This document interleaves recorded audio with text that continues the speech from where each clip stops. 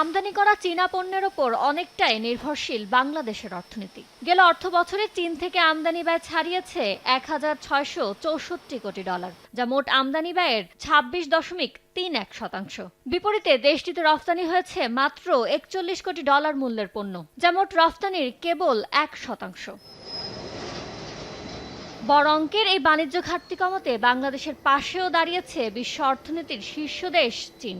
২০২০ সালে বাংলাদেশ থেকে রফতানি হওয়া ৯৭% পণ্যে শুল্কমুক্ত সুবিধা দেয় দেশটি। ২০২২ সালে এসে চামড়া ও চামড়াজাত পণ্য সহ ৯৮% বাংলাদেশি পণ্যকে দেয়া হয় এই সুবিধা। পরের বছর যুক্ত হয় আরও ৩৮৩টি পণ্য। ২০২৩-এর অগস্ট থেকে নতুন করে ১%, আর গেল ডিসেম্বর থেকে স্বল্পোন্নত দেশ হিসেবে বাংলাদেশের শতভাগ পণ্য রফতানিতে শুল্কমুক্ত সুবিধা দেয় চীনা সরকার। এই অবস্থায় প্রধান উপদেষ্টার এবারের চীন সফরে শুল্কমুক্ত সুবিধা বাস্তবায়নে দর কষাকষির তাগিদ দিচ্ছেন ব্যবসায়ীরা। পণ্য চীনের বাজারে ঢোকানোর জন্য আমাদের খুব সচেষ্ট হওয়া উচিত। ২ হচ্ছে তাদের এখান থেকে আমরা যত বেশি বিনিয়োগ বাংলাদেশে নিয়ে আসতে পারবো